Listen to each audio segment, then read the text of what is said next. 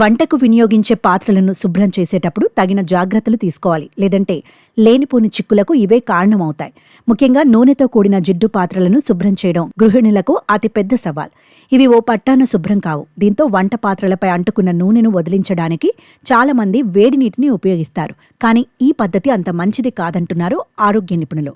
పాత్రలపై జిడ్డును వేడి నీటితో తేలికగా శుభ్రం చేయవచ్చు, కానీ ఆ తర్వాత సంభవించే పరిణామాలు తీవ్రంగా ఉంటాయి.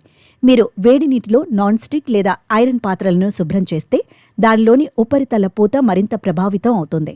వేడి నీరు పాత్రల్లో పగుళ్లకు కారణమవుతుంది. ముఖ్యంగా నాన్ స్టిక్ ప్యాన్లను వేడి నీటితో కడిగితే అవి త్వరగా పాడైపోతాయి. జిడ్డైన పాత్రలను శుభ్రం చేయడానికి వేడి నీటిని ఉపయోగించటం వల్ల అందులో ఉపయోగించే ఆహారంపై భారీ ప్రభావాన్ని చూపుతుంది.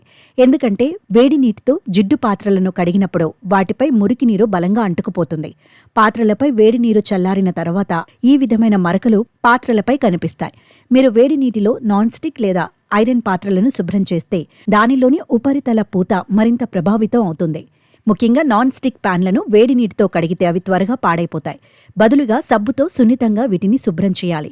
ప్యాన్లను శుభ్రం చేసేటప్పుడు తేలికపాటి డిష్ వాషింగ్ సబ్బు లేదా ద్రవాన్ని ఉపయోగించాలి. ఇది పాత్రలకు హాని కలిగించకుండా మొండి మరకలను తొలగించడంలో సహాయపడుతుంది. స్టీల్, ఉన్ని వంటివి కాకుండా మృదువైన సిలికాన్ స్క్రబ్బర్లను పాత్రలను శుభ్రం చేయడానికి ఎంచుకోవాలి. కఠినమైన స్క్రబ్బర్లు పాత్రల ఉపరితలంపై గీతలు పడేలా చేస్తాయి. కంటైనర్ పైన ఉన్న రక్షిత పొరలను దెబ్బతీస్తాయి.